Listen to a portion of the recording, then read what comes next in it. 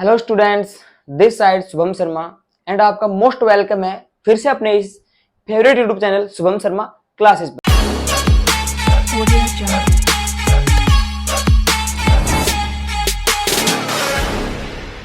पर। And video start करने से पहले आप लोगों से एक रिक्वेस्ट है कि जो भी हमारे चैनल पर नए हैं, ठीक है, या जिन्होंने सब्सक्राइब नहीं कर रखा वो अभी हमारे चैनल को सब्सक्राइब कर लें ताकि आने वाली हर वीडियो नोटिफिकेशन उन तक पहुंचती रहे। तो जैसे कि हम बात करेंगे आज 10th क्लास का 4th चैप्टर दिख रहा होगा आपको, कार्बन एंड इट्स कंपाउंड, जो मोस्ट अवेटेड चैप्टर है 10th क्लास के लिए, जिसके बार बार कमेंट भी आ रहे थे हमारे पास, ठीक है, लाइव क्लासेस के लिए भी और वैसे भी, ठीक है। तो आज हम इसको स्टार्ट करेंगे, कौन से लेसन को, कार्बन एंड इट्स कंपाउंड, ठीक है। तो लेसन में ही हमारे पास क्या आ रहा है, कार्बन आ रहा है, ठीक है। हम आपके लिए क्या करेंगे, इस चैप्टर की प्लेलिस्ट अवेलेबल करवा देंगे, आपको उन्हें ढूंढने की जरूरत नहीं पड़ेगी, वो आपको हमारे चैनल पे प्लेलिस्ट में अवेलेबल मिल जाएंगे, आपको आप वहां पे उनको आराम से देख सकते हैं, ठीक है।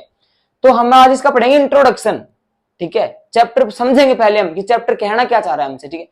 तो हम ये बात करेंगे यहाँ पे एक कार्बन एंड इट्स कंपाउंड, तो यहाँ पे भाई कार्बन की ही बात क्यों हो रही है, मेरे को ये बताओ कि और भी तो आइटम्स हैं, hydrogen, helium, lithium, beryllium, boron, carbon, carbon पे आ गया, तो कार्बन की ही बात क्यों हो रही है। तो हम बस इसी की जिक्र करेंगे, कार्बन की जिक्र यहाँ पे क्यों हो रहा है, ठीक है, इसमें क्या खास बात है, आज हम इसका जिक्र करेंगे। देखिए सबसे पहले एटॉमिक नंबर क्या होते हैं कार्बन के, 6 होते हैं, यानी कि इसके फर्स्ट ऑर्बिट में 2 इलेक्ट्रॉन्स होंगे, सेकंड ऑर्बिट में इसके कितने होंगे, 4 होंगे, ठीक है। ये बात तो क्लियर है, सभी को आती है आपको, ठीक है। फर्स्ट ऑर्बिट में 2, सेकंड ऑर्बिट में 4, ठीक है। तो अगर हम बात करें कि अब इसके पास एटॉमिक नंबर ऑफ कार्बन कितने हैं, 6 हैं, ठीक है। तो हमें क्या देखना है कि अब इसके अंदर number of electron and number of proton भी क्या होंगे, 6 ही होंगे। तो हम यहां पर लिख सकते हैं, पहले हो जाएगा नंबर ऑफ इलेक्ट्रॉन, ठीक है, यानी क्या हो जाएगा 6e, ई किसको डिनोट करेगा, इलेक्ट्रॉन को, and second number of proton, वो भी क्या हो जाएगा 6p, p किसको डिनोट करेगा, प्रोटॉन को। तो हमारे पास यहां पर क्या हो गया कि एटॉमिक नंबर जो कार्बन होता है उसका 6 होता है कार्बन का, ठीक है, हो गया। अब हम बात करें कि कार्बन के जो नंबर ऑफ इलेक्ट्रॉन होते हैं वो भी 6 होते हैं, नंबर ऑफ प्रोटॉन होते हैं वो भी 6 होते हैं, हमने नोट कर दिया 6e 6p, ठीक है। और इसमें एक खास बात और है कि इसके नंबर ऑफ न्यूट्रॉन भी कितने होते हैं, 6 ही होते हैं, ठीक है। इसमें यही तो खास बात है कि इसके नंबर ऑफ न्यूट्रॉन जो है वो भी कितने हैं, 6, एन किसको नोट कर रहा है यहाँ पे, न्यूट्रॉन को। अब भैया आप मैं एक बात बता दूं कि जहां पे नंबर ऑफ न्यूट्रॉन भी, देखिए नंबर ऑफ मास, अब इसका मास नंबर निकालेंगे हम, किसका मास नंबर निकालेंगे हम, कार्बन का। तो मास नंबर क्या होता है, सबसे पहले हम ये जान लेते हैं, मास नंबर होता है number of neutron plus number of proton. तो इस हिसाब से हम यहां पे क्या करेंगे, देखिए, सो दैट मास नंबर क्या हो जाएगा,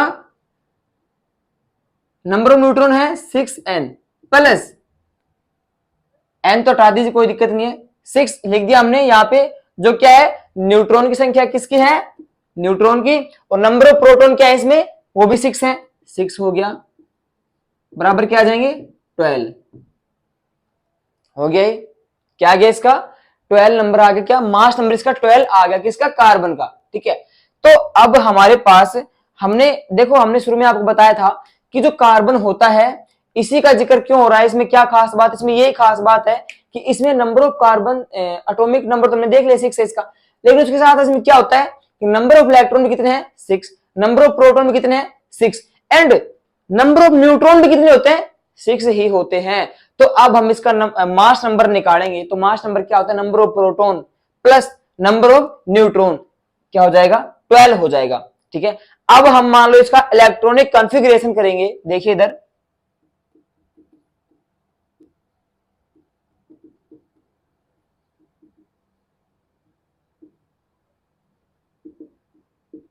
इलेक्ट्रॉनिक कॉन्फ़िगरेशन करेंगे हम इसका। तो देखिए यहां पे क्या है, 6 है, तो क्या करेंगे 2 4, यही होगा ना, भाई फर्स्ट ऑर्बिट में कितना है 2 और लास्ट में कितना है 4।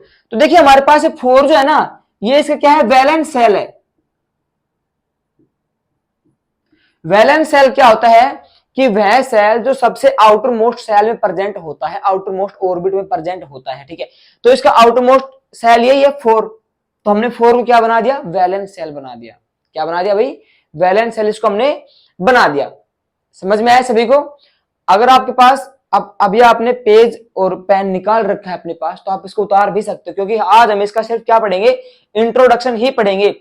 बाकी कल से इसकी प्रॉपर क्लासेस चलेंगी, रेगुलर चलेंगी, ठीक है। 10th क्लास का 4th चैप्टर है, इसकी कल से रेगुलर क्लासेस चलेंगी। और आपको हर वीडियो जो है 4:05 पे शाम के, ठीक है, यानी कि 4-5 PM, ठीक है, 4:05 पे PM, ध्यान रखना ना, शाम का समय होगा, उस पे आपको इसकी वीडियो अवेलेबल हो जाएगी, ठीक है। हमारी वीडियो का समय होता है इवनिंग में 4:05 पर हम हमारी वीडियो को अपलोड कर देते हैं, आप उसको वहां पे देख सकते हैं।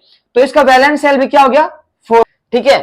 तो इसमें बेटा एक बात और भी होती है कि जिस एलिमेंट की लास्ट सेल में, यानी कि उसका वैलेंस सेल, ठीक है, 4 होता है। देखिए हमारे पास ये वैलेंस सेल है ना 4, इसी को हम क्या बोलते हैं, वैलेंसी बोलते हैं, संयोजकता, ठीक है।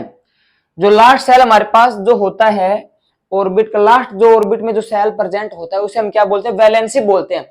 तो कार्बन की वैलेंसी क्या हो गई, 4 हो गई, ठीक है। और जिस भी एलिमेंट की वैलेंसी 4 होती है उसे हम बोलते हैं टेट्रावैलेंट, ठीक है, टेट्रावैलेंट एलिमेंट बोलते हैं। तो सो हम यहां पे क्या लगाएंगे, so carbon is a tetravalent element, ठीक है। लास्ट सेल में अगर इसके 4 वैलेंस, इसकी वैलेंसी 4 आ रही है, तो हम इसको क्या कहेंगे, टेट्रावैलेंट एलिमेंट, क्योंकि इसमें लास्ट में क्या है 4 है, ठीक है। तो आप इसको पूछेगा, इसमें आपके देखिए बेटा, जैसे आप कहते हो सर नोट्स अवेलेबल कब करवाते हैं आप, तो देखिए हम जो हमारे नोट्स हैं, देखिए 10th क्लास में आपका चैप्टर चल रहा है ना, तो ये नहीं कि 10th में रहेगा, ये आपका जो आपकी हाई लेवल क्लासें आएंगी, +1 +2 हो गई, या बड़ी आपकी तैयारी जो आप करते हो भाई बड़ी बड़ी परीक्षाओं की, उसमें भी ये चीजें आती हैं, 100% आती है चीजें उनमें भी। तो आप इसको ढंग से याद करना और हर एक चीज अपने पेज पर उतार देना आप, ठीक है, क्योंकि ये सबसे इंपॉर्टेंट चैप्टर है 10th क्लास में, सबसे इंपॉर्टेंट चैप्टर है कार्बन एंड इट्स कंपाउंड, ठीक है। केमिस्ट्री का चैप्टर है, बहुत इंटरेस्टिंग चैप्टर है, इसको आराम से पढ़ो, समझ में बिल्कुल आ जाएगा आपको, ठीक है। तो हम कहां थे कि इसके वैलेंसी 4 है, तो इसे हम टेट्रावैलेंट बोल रहे हैं। तो एक क्वेश्चन आपके पास अराइज हो गया कि कार्बन को हम टेट्रावैलेंट क्यों बोलते हैं, क्योंकि इसकी वैलेंसी क्या होती है बेटा, 4 होती है। और यही बात खत्म नहीं होती, देखिए अगर जिसकी वैलेंसी 1 होती है, यानी कि लास्ट सेल में उसके 1 है, ठीक है, लास्ट सेल उसका 1 है, ठीक है, तो उसे हम बोलेंगे मोनोवैलेंट। क्या बोलेंगे, मोनोवैलेंट।